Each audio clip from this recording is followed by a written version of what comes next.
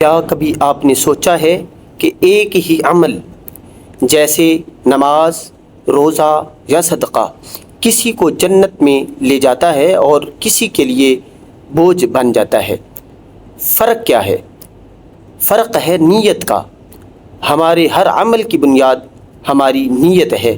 اگر نیت خالص اللہ کے لیے ہو تو چھوٹا سا کام بھی عبادت بن جاتا ہے، اور اگر نیت دکھاوے کی ہو یا دنیا کمانے کی تو عبادت بھی ریاکاری بن جاتی ہے۔ ایک شخص کسی کو پانی پلا رہا ہے، اگر نیت اللہ کی رضا ہو تو یہ صدقہ ہے۔ اگر نیت صرف ویڈیو بنانے یا تعریف پانے کی ہو تو وہی عمل بے وزن ہو جاتا ہے۔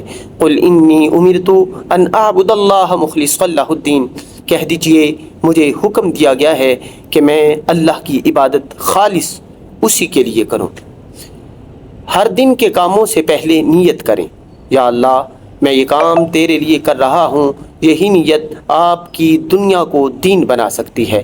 نیت چھپی چیز ہے مگر اللہ کے ہاں سب سے قیمتی ہے۔